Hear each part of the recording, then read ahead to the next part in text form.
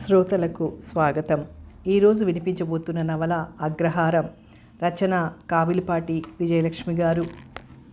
శ్రీరామ రామ అని బద్ధకంగా ఒళ్ళు విరిచి పక్క మీద నుంచి లేచి కూర్చున్నాడు భీమశంకర శాస్త్రి. 4 గంటలైనా ఎండ తీవ్రత తగ్గలేదు. వీధి అరుగు మీద కూతురికి పెళ్లి ముహూర్తం పెట్టించుకోవటానికి వచ్చిన అప్పిగాడు కునికిపాట్లు పడుతున్నాడు. మిద్దె ఇంట్లో కూర్చుని విస్తర్లు కుడుతోంది గున్నమ్మ. పెరటి అరుగు మీదే ఎప్పుడు మధ్యాహ్నం వేళ మంచం వాల్చుకొని పడుకుంటాడు భీమశంకర శాస్త్రి. తాటాకుల పంచె దిగువకు ఉంటుందేమో, చల్లగా ఉంటుంది. పైగా పెరట్లో ఉన్న బాదాం కొబ్బరి చెట్లు గాలికి హాయిగా నిద్రపడుతుంది ఆయనకి. గున్నా, మంచినీళ్ళు పట్రా పిలిచి ఆజ్ఞాపించారు భార్యని.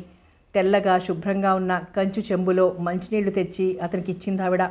అపర్ణ ఏం చేస్తోంది అడిగారు. చెంబులో నీళ్లు కొంచెం చేతిలో ఉంచుకొని ముఖం కడిగి తర్వాత ఆ చెంబు ఎత్తి పట్టుకొని నీళ్లు గటగటా తాగి కింద పెడుతూ ఏదో పుస్తకం చదువుతోంది. అప్పిగాడు వచ్చి కూర్చున్నాడు. కూతురికి పెళ్లి ముహూర్తం కోసమంట చెప్పింది గున్నమ్మ.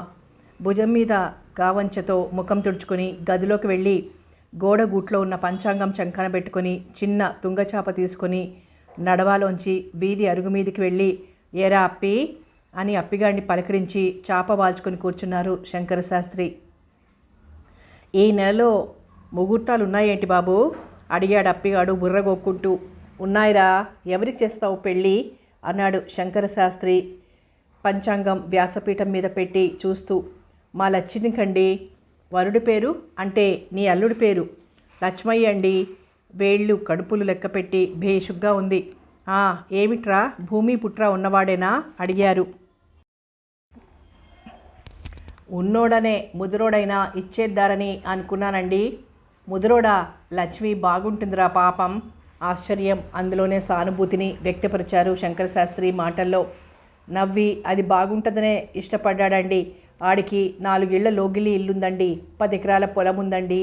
తొలి భార్య తాలూకు బంగారం 40 తులాలుందంటండి. ఇంతకీ అతని వయసు చెప్పావు కావు అన్నారు శంకరశాస్త్రి మాటల మధ్యలో. మా నాటోళ్ళకి ఏళ్ళేటి తెలుస్తాయండి. ముదరోడు నా ఈడే ఉంటాడేమో. అదిరిపడినట్లయి వద్దురా అప్పి, మరో సంబంధం చూడు. పంచాంగం మూసేశాడు శంకరశాస్త్రి. అన్ని మాటలు అయిపోయాయండి, ముహూర్తం పెట్టండి అన్నాడు అప్పిగాడు. పిల్ల ఒప్పుకుందిరా? ఏటి చేస్తుందండి ఒప్పక? అంత కలిగిన వాడిని నాను దానికి తేగలనేటండి. ఒక్క క్షణం ఆలోచించి మారుమనువుల వాళ్ళకేమిటి అని పంచాంగం విప్పి దశమి శుక్రవారం రాత్రి 8:30 మృగశిర నక్షత్రం సింహలగ్నం బ్రహ్మాండమైన ముహూర్తం జరిపించేయి అన్నారు శంకరశాస్త్రి. నల్లగా మురికిగా ఉన్న సంచిలోంచి 1 డజన్ అరటిపళ్ళు, మొలతాడుకు వేలాడుతున్న చిక్కంలోంచి పసుపు మరకలున్న రూపాయి కాగితం శంకరశాస్త్రి గారి ముందుంచి దండం పెట్టాడు అప్పిగాడు. శుభం, వెళ్ళిరా అన్నారు శాస్త్రి. ముహూర్తం ఎప్పుడు పెట్టారు? అప్పిగాడు వెళ్ళగానే వీధి అరుగు మీదకి వచ్చిన గున్నమ్మ అడిగింది.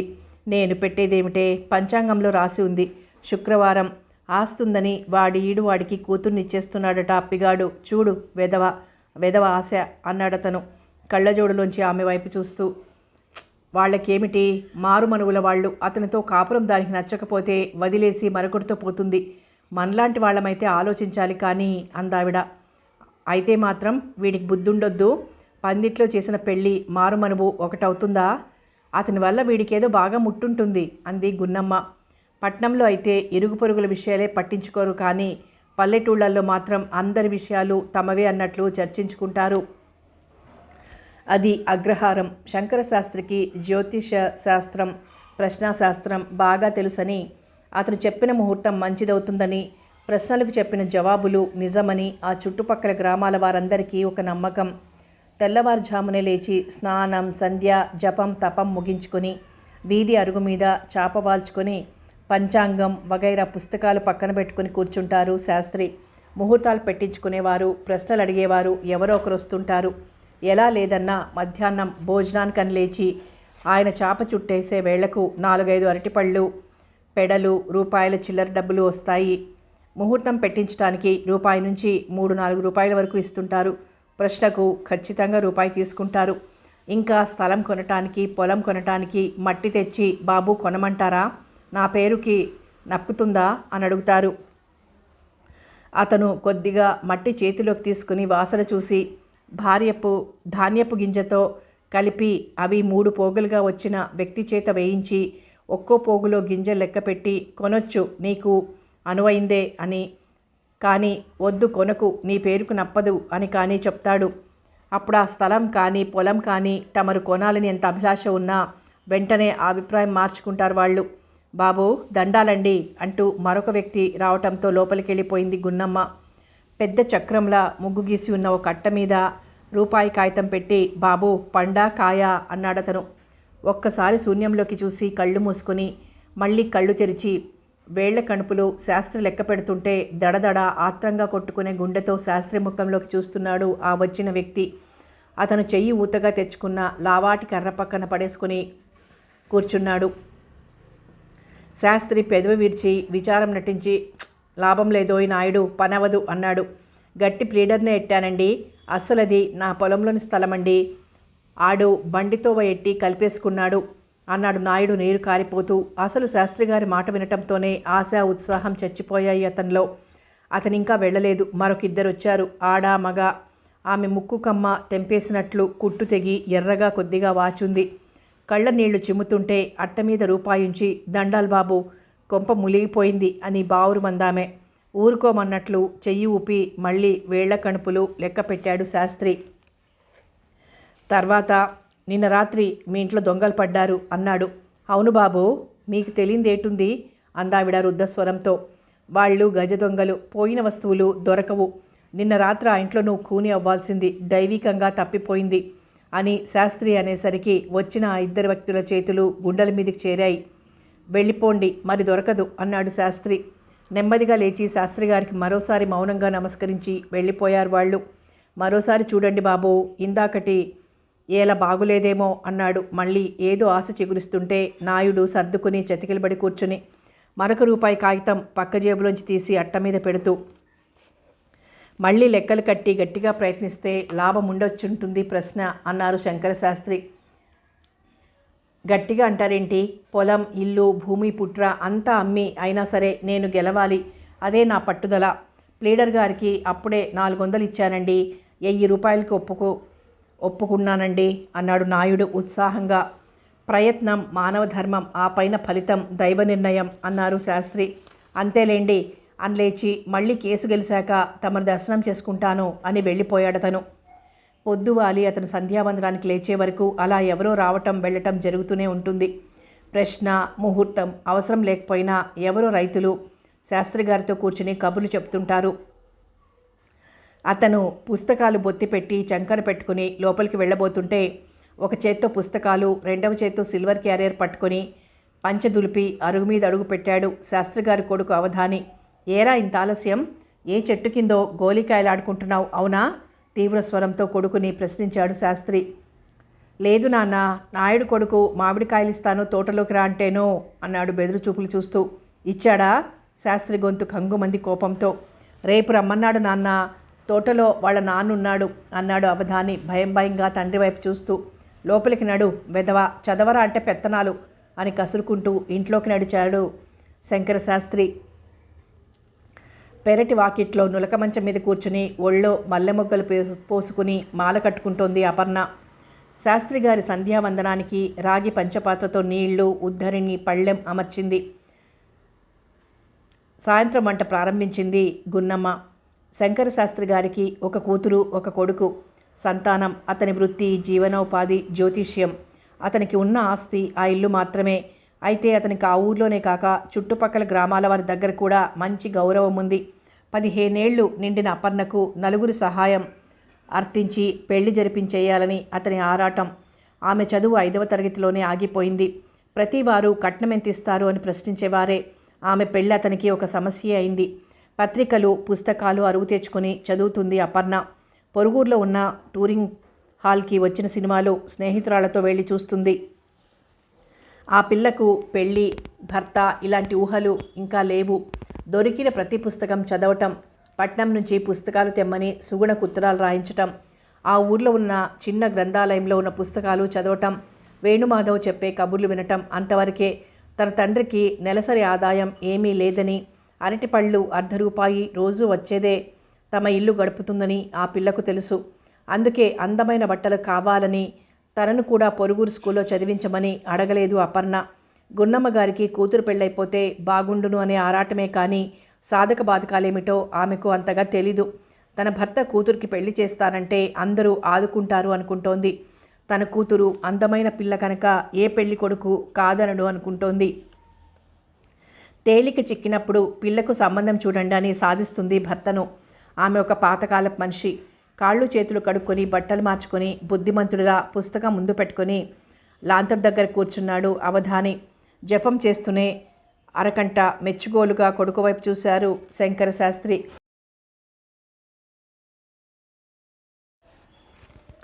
ఇల్లు అద్దెకివ్వబడును. వీధి వరండాలో గోడకు వేలాడుతున్న బోర్డు చదివి కాలింగ్ బెల్ నొక్కాడు సూర్యం. 5 నిమిషాల తర్వాత తలుపు తెరుచుకుంది. ఓ నడివయసు వ్యక్తి ప్రశ్నార్థకంగా సూర్యం వైపు చూశాడు. ఇల్లు కావాలండి, చూపిస్తారా అడిగాడు సూర్యం. రండి ఆహ్వానించాడతను. అతన్ని అనుసరించి లోపలికి నడిచాడు సూర్యం. 2 గదులు, వంటగది, బాత్రూమ్ వగైరా సపరేట్ పోర్షన్. బాగుంది అనుకున్న సూర్యం అద్దెంతండి అడిగాడు మర్యాదగా. మీ కుటుంబం ఎందరు అడిగాడతను. నేను నా భార్య మాత్రమే ఉంటాం అన్నాడు సూర్యం. ఎక్కడ పనిచేస్తున్నారు? మరేమనుకోకండి, జీతం ఏమాత్రం వస్తుంది అని ప్రశ్నించి జవాబు తృప్తిగా అనిపించడంతో సరే అద్దెదేముంది, ఓ ₹100 ఇవ్వండి. ఎప్పుడొస్తారు? మా ఇంట్లో ఆడవాళ్ళు లేరు కదా, ఇల్లు కడిగించాలి మరి అన్నాడతను నవ్వబోయి. సపరేట్ పోర్షన్ మీకు బాగుంటుంది మళ్ళీ అన్నాడతను. ఆడవాళ్ళు లేరా అంటే పెళ్ళాం పుట్టింటికి వెళ్ళుంటుంది అనుకున్న సూర్యం అదే అడిగాడు. మీ ఆవిడ ఊరికి వెళ్ళారా అండి అని. తిరిగిరాని చోటుకు వెళ్ళిపోయింది అని విరక్తిగా నవ్వి, నేను కలెక్టర్ ఆఫీస్లో ఉద్యోగం చేస్తున్నాను, సెపరేట్ పోర్షన్ కదా, మీకేం భయం లేదు అన్నాడతను. ఆలోచనలో పడ్డాడు సూర్యం. తను ఇంటి దగ్గర లేని సమయాల్లో భార్య ఒక్కతే ఉంటుంది ఇంట్లో, ఇతను ఒక్కడే ఉంటాడు. ఏదన్నా ఊహించని ప్రమాదం ఎదురైతే మా ఆడవాళ్ళని తీసుకొని వస్తానండి సాయంత్రం, అద్దె ఎంతన్నారు అన్నాడు సూర్యం. ₹100 తీసుకురండి, ఆడవాళ్లకే చూపించండి, ఉండేది వాళ్ళు కానీ మనం కాదు కదా మళ్ళీ నవ్వాడతను. తమ పేరు రామచంద్రరావు. సాయంత్రం వస్తాను సార్ అని చెప్పి వెళ్ళిపోయాడు సూర్యం. సాయంత్రం లోపల రామచంద్రరావు వివరాలు సేకరించాడు. రామచంద్రరావు భార్య పోయి చాలా సంవత్సరాలైందట. కాస్తంత పిసినారితనం తప్ప రామచంద్రరావులో మరి ఎటువంటి దుర్గుణం లేదు. పర్వాలేదు, ₹100 పోతే పోయాయి. వాళ్ళిద్దరికీ ఇల్లు చూపించిన రామచంద్రరావుని, బాబాయ్ గారు మీరు వంట చేసుకుంటారా, హోటల్లో తింటారా అని వరుస కలిపి పిలుస్తూ ప్రశ్నించింది సుగుణ. నాకు హోటల్ భోజనం పడదమ్మా, ఎంతసేపు వంట చేసుకుంటానో, పని మనిషి సాయం చేస్తుంది అన్నాడతను నవ్వుతూ. కృష్ణానగర్లో ఉన్నాం, అక్కడ ఇల్లేం బాగోలేదు, ఎప్పుడు మంచిదో చూసి చెప్పండి అని నడవాలో ఉన్న పెద్ద బల్ల మీద కూర్చుంటూ అంది సుగుణ. ఆమె పక్కనే కూర్చొని ఏమిటా చనువు అన్నట్లు భార్య ముఖంలోకి చురుగ్గా చూశాడు సూర్యం. సుగుణ భుజం పైన గిల్లి, ఏమిటి పిన్ని అప్పుడే బాబాయ్ గారు అంటూ ముహూర్తాలు పెట్టించుకుంటున్నావు అన్నాడు సూర్యం నెమ్మదిగా నవ్వుతూ. పంచాంగం తెచ్చి బల్లకి ఎదురుగా ఉన్న కుర్చీలో కూర్చొని పంచాంగం విప్పి చూసి, అబ్బాయ్ నీ జన్మ నక్షత్రం అడిగాడు రామచంద్రరావు. స్వాతి అని సూర్యం చెప్పాడు. రేపు ఉదయం 10:15కి బ్రహ్మాండంగా ఉందబ్బాయ్, వచ్చేయండి, ఆనక పనిపిల్ల చేత గచ్చు గట్రా కడిగించేస్తాను అన్నాడు రామచంద్రరావు. రేపే ఎలా అని ముందు తటపటాయించినా సరే వచ్చేస్తాంలేండి అంది సుగుణ. మంచిదమ్మా అన్నాడు సంతోషంగా రామచంద్రరావు. అతను పెట్టిన ముహూర్తానికి పాలు పొంగించి కొత్త ఇంట్లో ప్రవేశించారు సూర్యం సుగుణ. బాబాయ్ గారికి ఈ పరమాన్నం ఇచ్చిరండి అని చిన్న వెండి గిన్నె నిండా పరమాన్నం పెట్టి చెప్పింది భర్తకి సుగుణ. మంచి బాబాయే, బాగా దాపురించాడు నా పాలిట. ఇప్పుడు ఎక్కడున్నాడు? ఆఫీస్కి పోయాడు, రాత్రి ఇద్దాం, మూత పెట్టు అన్నాడు సూర్యం నవ్వుతూ. రాత్రి రామచంద్రరావు భోజనం చేస్తుంటే ఇదిగో పరమాన్నం తీసుకోండి అంటూ అతని టేబుల్ మీద ఉంచాడు సూర్యం. ఎందుకయ్యా అంటూనే గిన్నె ముందుకు తీసుకున్నాడు రామచంద్రరావు. మర్నాటి నుంచి తను వండిన కూరో చారో అతనికి ఇస్తూనే ఉంది సుగుణ. 2 నెలలు గడిచేసరికి రామచంద్రరావు వారి కుటుంబంలో ఒక మనిషి అయిపోయాడు. బాబాయ్ గారు మా ఇంట్లో తినేయండి, వాళ్ళ ఇప్పుడేం వంట చేసుకుంటారు అంటుంది సుగుణ. ఎందుకమ్మా నీకు శ్రమ అని తర్వాత సరే అంటాడు రామచంద్రరావు. అప్పుడప్పుడు బజార్ నుంచి కూరలు పళ్ళు తెచ్చి ఉంచమ్మా అని సుగుణకు ఆ సంచి అందిస్తాడు రామచంద్రరావు. ఎందుకండి, ఏదో ఒకటి అలా తెచ్చిస్తుంటారు అని మొహమాట పడుతూనే తీసుకుంటుంది సుగుణ. ఒక ఆదివారం మధ్యాహ్నం రామచంద్రరావు గదిలో కూర్చుని ముగ్గురు సరదాగా కబుర్లు చెప్పుకునేటప్పుడు అంది సుగుణ, బాబాయ్ గారు మీరు మళ్ళీ పెళ్లి చేసుకుంటే బాగుంటుంది అని. నాకు పెళ్ళేమిటమ్మా, నన్నెవర్తి పెళ్లాడుతుంది అన్నాడతను విరక్తిగా నవ్వుతూ. మీరు చేసుకుంటానంటే పెళ్ళాడే వాళ్ళు ఉండరేమిటిలేండి అన్నాడు సూర్యం. అని పెదవి విరిచి నవ్వి ఊరుకున్నాడు రామచంద్రరావు. మరేం అనుకోకండి బాబాయ్ గారు, మీ వయస్సు అడిగింది సుగుణ. ఇంకో 10 ఏళ్ల సర్వీస్ ఉందమ్మా. నా భార్య పోయిన కొత్తల్లో మా పినతల్లి బ్రతికే ఉందిలేండి. అప్పటికి 2-3 సంబంధాలు తెచ్చి చేసుకోరా, తిండికి వాచిపోతావని తిట్టేది. అప్పుడేమిటో నాకు పెళ్లి చేసుకోవాలనే అభిప్రాయమే లేదు. ఇలానే జీవితం గడిపేయాలని నిశ్చయించుకున్నాను. ఇప్పుడు ఆవిడ పోయింది, నా గురించి ఆలోచించేవారే లేరు అన్నాడతను. అతనికి మళ్ళీ పెళ్లి చేసుకోవాలనే ఉద్దేశం ఉన్నట్లు గ్రహించారిద్దరు. మేం సంబంధం చూస్తాం, మీరు అంగీకరించాలి అన్నాడు సూర్యం. నాకు పెళ్ళేమిటయ్యా, మీ అభిమానం అలా అనిపిస్తుంది కానీ అని గట్టిగా నవ్వేశాడు. కానీ అంతకుముందు పెళ్లి చేసుకోవాలనే ఉద్దేశం లేకపోయినా సుగుణ సూర్యం ఇంట్లో దిగి మెసులుతుంటే అతనికి అనిపించింది, తను పెళ్లి చేసుకుంటే సూర్యంలా తను కూడా భార్యతో ముచ్చటలాడొచ్చు, సినిమాలు షికార్లు తిరగొచ్చు, పెళ్లి చేసుకుంటే బాగుంటుంది అనే అభిప్రాయానికి కొద్ది రోజుల క్రితమే వచ్చాడు. సాయంత్రం మాతో సినిమాకి రండు అని వాళ్ళు బలవంతం చేయడంతో వాళ్లతో కలిసి సినిమాకు వెళ్ళాడు రామచంద్రరావు.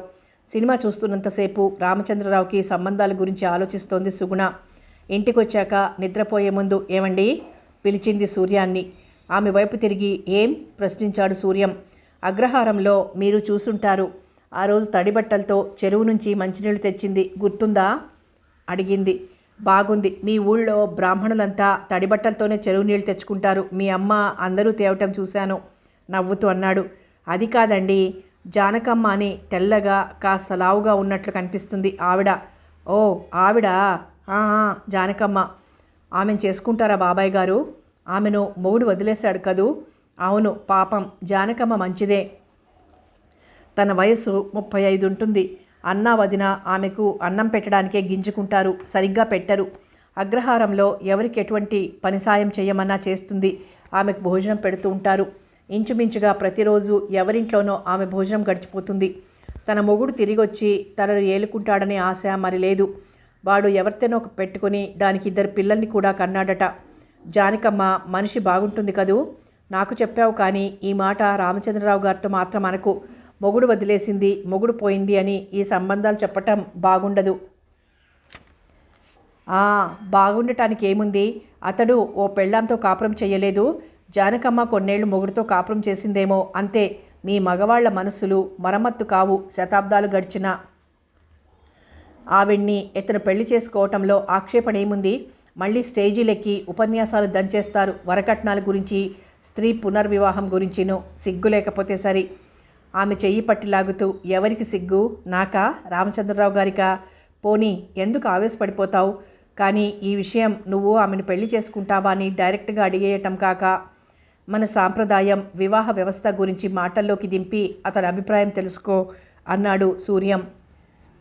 ఆదర్శాలు వల్లించటం కాదు, ఆచరణలో పెట్టాలి మీ మగవాళ్ళు. జానకమ్మను రామచంద్రరావు గారు చేసుకోవటంలో ఆక్షేపణ ఏమీ లేదు అంది సుగుణ. మనసాటి వాళ్లే మొగుడు వదిలేసిన దాన్ని పెళ్లాడాడు అని అతన్ని హేళనగా దెప్పుకుంటారు సుగుణ. ఆఖరికతను నిజంగా జానకమ్మను పెళ్లి చేసుకోవటానికి అభ్యంతరం లేకపోయినా భయపడతాడు. అలాంటి వాళ్ల చూపుల్లోని హేళనని తట్టుకోవాలని. సరే, అతని అభిప్రాయాలేమిటో తెలుసుకుంటే సరి. మీరన్నట్లు ఒకరోజు మన సమాజంలో వివాహ వ్యవస్థ అని చర్చలోకి దింపి అతని అభిప్రాయం సేకరించాలి అంది సుగుణ. ఒక ఆదివారం మధ్యాహ్నం టిఫిన్ చేసి రామచంద్రరావుకు తీసుకెళ్ళి ఇచ్చింది సుగుణ. వెనకనే సూర్యం కూడా వచ్చాడు. మామూలుగానే ఎందుకమ్మా నీకు శ్రమ అంటూ టిఫిన్ ప్లేట్ అందుకున్నాడతను. బాబాయ్ గారు, మన వివాహ వ్యవస్థ పైన మీ అభిప్రాయం ఏమిటి అడిగింది సుగుణ. ఏమిటి? మన హిందూ మత వివాహ వ్యవస్థ? హిందూ మత సాంప్రదాయం అంటే నా జాతికి ఒక ధర్మం ఉంది చూడు. బ్రాహ్మణ, క్షత్రియ, వైశ్యులకు మారుమనువులు లేవు. మగవాడు మళ్ళీ పెళ్లి చేసుకుంటున్నప్పుడు ఆడది ఎందుకు చేసుకోకూడదండి? అతని మాటల మధ్యలోనే ప్రశ్నించింది సుగుణ. అతను వెంటనే పాయింట్కి వచ్చినందుకు సంతోషిస్తూ, చేసుకోకూడదని ఎవరో ఎందుకన్నారో కానీ నాకు మాత్రం తప్పనిపించదు.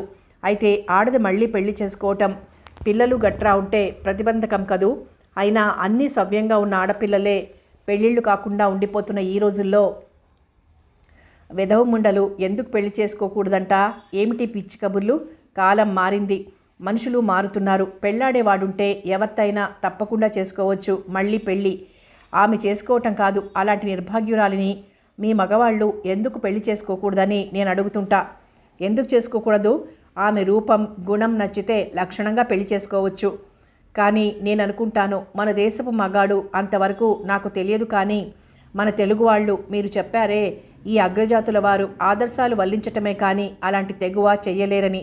ఎందుకు చేయలేరమ్మా? చేసేవాళ్ళున్నారు, సందర్భం కలిసి రావాలి. కానీ ఏమీ అనుకోకండి, మీకు ఈడైన అందమైన యువతి భర్త పోయో లేక వదిలో మిమ్మల్ని పెళ్లి చేసుకోవాలని కోరుకుంటుందనుకోండి, మీరు అంగీకరిస్తారా? ఏమిటా ప్రశ్నలు? మందలింపుగా అన్నాడు సూర్యం. ఓ, అంగీకరిస్తాను. అయితే చెప్పాను కదా, అన్ని విధాలా ఆమె నా మనసుకు నచ్చాలి అన్నాడు రామచంద్రరావు. అన్ని విధాలా అంటే? పెదవుల మధ్య నవ్వు బిగబెడుతూ అంది సుగుణ. సరే, మగడు వదిలిందే అనుకో, అతను ఎందుకు వదిలేశాడో తెలుసుకోవద్దు? అదంతా ఖచ్చితంగా తెలిసిన వాళ్ళు ఉంటారనుకోండి అంది అతని మాట మధ్యలో. ఇంతకీ నీ దృష్టిలో అలాంటి సంబంధం ఉండి ఉండాలి, అవునా అన్నాడు రామచంద్రరావు నవ్వుతూ. అవునండి, జానకమ్మ అని ఒక ఆవిడుంది మా అగ్రహారంలో. ఆమె మొగుడు మంచివాడు కాదు, మా అందరికీ తెలుసు. పాపం జానకమ్మ చాలా మంచిది. తనని వదిలేశాడతను. ఆమె అన్న దగ్గరుంది ప్రస్తుతానికి. చిన్న అబద్ధం ఇరికించింది. సుగుణ ముఖంలోకి, రామచంద్రరావు ముఖంలోకి. సుగుణ ఇలా అడిగేస్తుంటే అతను ఏమనుకుంటున్నాడో అని ఇద్దరి వైపు మార్చి మార్చి చూస్తున్న సూర్యం, ఉత్తదే, ఏ జానకమ్మ లేదు, మా సుగుణ మాటలు నమ్మకండి అన్నాడు. మీకు తెలియదు కాబోలు, బహుశా చూసి ఉండరు జానకమ్మను. ఈసారి అగ్రహారం వెళ్ళినప్పుడు చూపిస్తానుండండి అని సూర్యం మాట పట్టించుకోకుండా, రామచంద్రరావు గారిని మా ఇల్లు గలాయన చాలా మంచివారు, నిన్ను పెళ్లి చేసుకుంటానంటున్నారు అని జానకమ్మకు చెప్తాను. ముందు నేను అగ్రహారం వెళ్ళాలనుకుంటున్నాను లేండి అంది సుగుణ రామచంద్రరావుతో. ఓఎస్ చెప్పు, తర్వాత ఆమె అభిప్రాయం తెలుసుకున్నాక నువ్వే పెళ్లి జరిపించదు గాని అన్నాడతను నవ్వుతూ. మీ ఆడవాళ్ళు ఎంతకన్నా తగుదురు సుమా అన్నాడు సూర్యం భార్య వైపు కొంటెగా చూసి నవ్వుతూ. ఈరోజు తెలిసింది ఆ విషయం అని నవ్వి జానకమ్మ గుణగణాలు అందచందాలు వివరించింది సుగుణ. పిచ్చాపాటి అయి ఆ భార్యాభర్తలు వెళ్ళిపోయాక రామచంద్రరావు గుండెల్లో జానకమ్మ రాయిలా అనిపించింది. మొగుడు వదిలేసిన దాన్ని తను మళ్ళీ పెళ్లాడటమా? వాడెందుకు వదిలేశాడో? ఈమెలో ఏ లోపమూ లేనిదే ఎందుకు వదిలేస్తాడు? ఈ సుగుణ ఆమెను తనకు కట్టబెట్టాలని చూస్తోంది. పొరపాటు చేశాడు. తను అలాంటి సంబంధం చేసుకోవాలనుకోవటం లేదని ఖచ్చితంగా చెప్పాల్సింది. కానీ అంతవరకు స్త్రీ పునర్వివాహం గురించి సమర్థనగా మాట్లాడి వెంటనే తన అభిప్రాయం చెప్పటానికి గొంతులో వెలక్కాయ అడ్డం పడినట్లు ఆగిపోయాడు. సుగుణ నిజంగా ఆ సంబంధం కుదిర్చేసి వచ్చేస్తే, అయ్యో, మొగుడు వదిలిన దాన్ని, ఇదివరకు ఒకరి చేత అనుభవింపబడిన దాన్ని తను భార్యగా స్వీకరించటమా? చిచి, తను పెళ్లి చేసుకుంటాడు కానీ అనాలి. కానీ కోటి సంబంధాలు ఎగిరి గంతులేస్తూ వస్తాయి. దేశం ఆడపిల్లలకి గొడ్డుపోలేదు. తనకి డబ్బుంది, ఉద్యోగం ఉంది, రూపముంది. తన వయస్సుకి తగిన వయస్సు గల ఆడపిల్లలు ఉన్నారు. తను కావాలనుకుంటే, చిన్నపిల్ల అయితే మాత్రం తను ఎందుకు పెళ్లి చేసుకోకూడదు? అవతల ఇచ్చేవాళ్లకు పెళ్లి చేసుకునే అమ్మాయికి లేని బాధ తనకెందుకు? మళ్ళీ సుగుణ చెప్పిన జానకమ్మ వచ్చింది అతని ఆలోచనలోకి. ఎంత అందగత్తె అయినా, ఎంత ఉత్తమురాలైనా ఆమెను భార్యగా ఎలా తెచ్చుకోగలడు? ఎంగిలికూడు నివేదనకు పనికిరాదు. సుగుణ, నువ్వు ఎంగిలికూడు కాదా ఆమెకు అని ప్రశ్నించవచ్చు. మగవాడికి ఆడదానికి ఒక న్యాయం ఎలా కుదురుతుంది? శీలం అనేది ఆడదానికే ముఖ్యం కానీ మగవాడికి కాదు. ఇలా సుగుణ జానకమ్మను తనకు భారీగా కుదుర్చుకొని వస్తే ఎలా తప్పించుకోవటం అని రకరకాలుగా ఆలోచించిన రామచంద్రరావు ఆమె జన్మ నక్షత్రం అడిగి మా ఇద్దరికీ నప్పదు అనేస్తాను అనే నిర్ణయానికి వచ్చి ఊపిరి తేలిగ్గా తీసుకున్నాడు. సుగుణ అగ్రహారం వెళ్తూ చెప్పింది రామచంద్రరావుకి, నేను మీకు సంబంధం చూడటానికే వెళ్తున్నానండోయ్ అని. దానికి అతను నవ్వేస్తూ, చూసిరా, ఆమె జన్మ నక్షత్రం తెలుసుకునిరా, నాకు జాతకాల పిచ్చి ఉంది సుమా అన్నాడు. అలానే తెలుసుకుని వస్తే తనని తీసుకుని వస్తాను అంది సుగుణ. ఆమెను తీసుకుని వచ్చేస్తుందా అని క్షణం తెల్లబోయి మళ్ళీ సర్దుకుని, ఎందుకులే, అన్నీ సరిపడితే నన్నే అగ్రహారం తీసుకువెళ్దువు గాని అన్నాడు తడబాటుగా ఆమె వెనకే వీధి వరండా మెట్లు దిగుతూ. రేపు ఉదయానికల్లా వచ్చేయాలి సుమా, సుగుణ, నేను హోటల్ మెతుకులు తినలేను అన్నాడు సూర్యం. ఆమె రిక్షాలో కూర్చుంటుంటే ఆమె పక్కన తాను కూర్చుంటూ, బస్టాండ్కి వస్తున్నారు కదండి, అక్కడ మళ్ళీ చెప్తారు ఈ మాట, ఇప్పటికి ఎన్నిసార్లు చెప్పారు అంది సుగుణ నవ్వుతూ. వాళ్ళిద్దరినీ అలా చూసిన రామచంద్రరావుకి తను తొందరగా ఏదో సంబంధం స్థిరం చేసుకుని పెళ్లి చేసేసుకోవాలనిపించింది. రామచంద్రరావు గారు జానకమ్మను పెళ్లి చేసుకోవటానికి ఒప్పుకుంటాడు అంటారా అడిగింది దోవలో సుగుణ తన పక్కన కూర్చున్న సూర్యాన్ని. ఉత్తనే గొప్పకి నీతో అలా అన్నాడు కానీ ఒప్పుకోడు, చూడు ఏదో మిషతో తేలగొట్టేస్తాడు. అతను పెళ్లి చేసుకుంటానంటే పిల్లనిచ్చేవారు ఉండరంటావేమిటి నీ పిచ్చి గాని అన్నాడతను భార్య అమాయకత్వానికి నవ్వుతూ. ఎందుకు తేలగొడతాడు, చూస్తానెందుకు చేసుకోడో. అతను ఇదివరకు ఒక భార్యతో కాపురం చేశాడు, తను ఒక భర్తతో కాపురం చేసింది. ఇద్దరి క్యారెక్టరు ఒకటే. జానకమ్మను చేసుకోను అని అతని నోటి మీదుగా రానియండి, అన్నీ అడిగి జాడించేస్తాను అంది సుగుణ. ఏమిటి జాడిస్తావు, ఉతుకులు జాడింపులు పడటానికి నేనేమిటి అమ్మాయి, నీకు నాకు సంబంధం ఏమిటి, నీ హద్దుల్లో నువ్వుండు, నా వ్యక్తిగత విషయాల్లో జోక్యం పెట్టుకోకు అంటాడతను. విని ఆ మాట అనిపించుకోకుండా గౌరవంగా కలిసి ఉండటం మంచిది. కాదండి, జానకమ్మను చేసుకోవటానికి అంగీకరించాడు కదండి, అందుకే నువ్వు ఫూల్వి అంటాను. జన్మ నక్షత్రం అడిగాడు గుర్తుందా, ఆదర్శ వివాహానికి జన్మ నక్షత్రం కావాలా, బస్సు ఛార్జీలు దండగా పెడుతున్నావు. మా అమ్మని చూడాలనుందండి, అయినా అప్పడాలు కందిపొడి అయిపోయాయి తీసుకొద్దామని. నాకు తెలుసు నువ్వు ఛార్జీలు దండగా కానివ్వవు, మీ అమ్మను అరిసెలు చేసి ఇవ్వమని పట్టుకురా, 2 రోజులు సెలవు పెట్టి రారాదు, మీకేమేమో తినాలనుంది చేసి పెడుతుంది. మరేం, తిండి కోసం సెలవు పెట్టి నీ వెంట వస్తాను అని నవ్వి, జానకమ్మ కాదు కానీ అగ్రహారంలో ఇంకెవరైనా పేదింటి పిల్ల ఉంటే చూడు, రామచంద్రరావు గారికి ఇల్లు నిలబెడదాం అన్నాడు సూర్యం. అలాగే అని ఇంకెవరున్నారు అని ఆలోచిస్తూ తల ఊపింది అంగీకారంగా సుగుణ. ఆమెను బస్సు ఎక్కించి మళ్ళీ చెప్పాడు సూర్యం, రేపు వచ్చేయాలి సుమా అని. అరిసెలు అవగానే వచ్చేస్తాను అంది సుగుణ నవ్వుతూ. సుగుణ తల్లిదండ్రులకు ఒక్కతే సంతానం. ఆమె తండ్రి అగ్రహారంలో పౌరోహిత్యం వ్యవసాయం చేస్తూ ఉంటాడు. వాళ్లకు ఇల్లు, కొద్దిగా భూములు ఉన్నాయి. కందిపొడం, అప్పడాలు, ఆవకాయ ఏవి అయిపోయినా అగ్రహారం వెళ్తుంది సుగుణ. కానీ పండగలకి తప్ప అడుగడుగున అత్తవారింటికి వెళ్ళటం ఇష్టం ఉండదు సూర్యానికి. మంచినీళ్ళ గ్లాస్ పట్టుకొని మంచం మీద చతికిలబడ్డ కూతురు పక్కన కూర్చొని తాటాకు విసనకరతో విసురుతూ, ఇంత ఎండలో ప్రయాణం కాకపోతే సాయంత్రం బస్సులో రాకపోయావే అమ్మాయి అంది వెంకటలక్ష్మి అలసి చెమటలు పట్టి ఎండకు కందిపోయిన కూతురు వైపు చూస్తూ. సాయంత్రం బస్సు ఏమిటమ్మా, మధ్యాహ్నం 1 గంటకు అక్కడ బస్సు ఎక్కితే సాయంత్రం ఇక్కడికి వస్తే అలాంటప్పుడు మధ్యాహ్నపు ఎండ కదా మరి. అమ్మా, మళ్ళీ నేను వెంటనే వెళ్ళిపోవాలి, రేపే వచ్చేయమని మరీ చెప్పారు మీ అల్లుడు. కందిపొడి అప్పడాలు కావాలమ్మా అంది సుగుణ.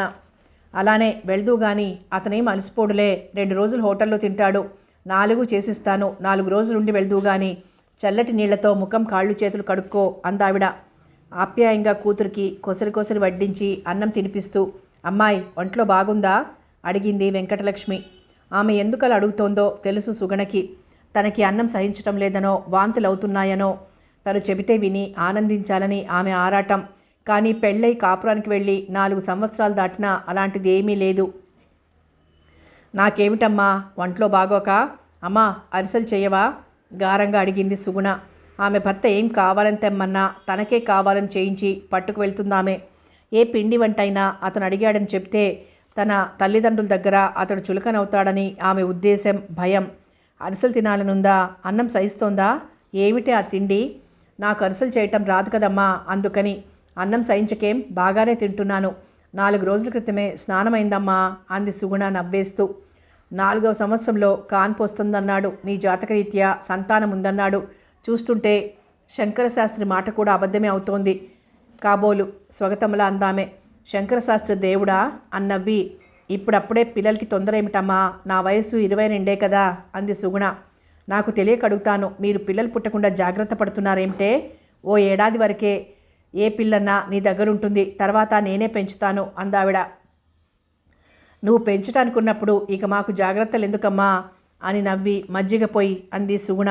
బియ్యం నీళ్లలో పోయమన్నావేమిటే, 2 రోజులు ఉంటావంటే రేపు చేస్తాను అరిసెలు.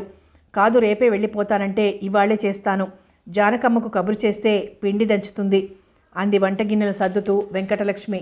అవునన్నట్లు శంకరశాస్త్రి కూతురికి సంబంధం కుదిరిందా అమ్మా? ఎలా కుదురుతుందే?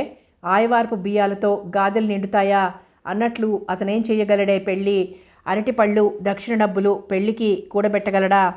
పాపం ఆ అమ్మాయిని రామచంద్రరావు గారికి అని క్షణం ఆలోచించి, వద్దు పాపం చిన్నపిల్ల అనుకొని, జానకమ్మకు కబురు చేయమ్మా, అయితే నేను కాసేపు నిద్రపోతాను అంది సుగుణ.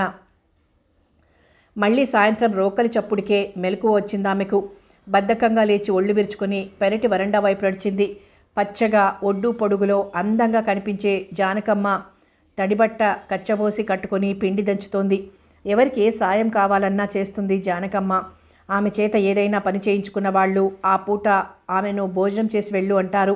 ఏదైనా పాత చీర జాకెట్లుంటే ఇస్తుంటారు అప్పుడప్పుడు. ఒంటికి అతుక్కుపోయిన ఉల్లిపాయ రంగు నేత చీర. గబగబా చేతులు ఆడిస్తూ పిండి కొడుతున్న జానకమ్మ వైపు జాలిగా చూసింది సుగుణ 2 నిమిషాలు. తల తిప్పి చూడకుండానే సుగుణ అక్కడికి వచ్చినట్లు పసిగట్టిన జానకమ్మ, కులాసన సుగుణమ్మ నవ్వుతూనే పలకరించింది. ఏదో నీ దయవల. అదేమిటి తడిచీర కట్టుకున్నావు? ఎండకి ఒళ్ళు మండుతుందమ్మా. ఈ తడిబట్టే హాయిగా ఉంది ఒంటికి. ఇప్పుడే అవధాని గారింటికి చుట్టాలొచ్చారు. 2 బిందెలు నీళ్లు కావాలంటే అలా చెరువులో స్నానం చేసి పట్టుకెళ్ళిచ్చొచ్చాను. అమ్మగారు పిండి దంచాలంటే అని రోటి అంచున పెట్టి నిల్చుంది జానకమ్మ. మీ అన్న వదిన బాగున్నారా అడిగింది సుగుణ. అప్పుడు ఆమెతో ఏం మాట్లాడాలో తోచక, ఆ అగ్రహారంలో భుక్తి గడవక ఊరు వదిలిపోయిన వాళ్ళు పోగా ఇంకా 25-30 బ్రాహ్మణ గడపలున్నాయి. వాళ్ళకేమమ్మా ఏం బాధలున్నాయి?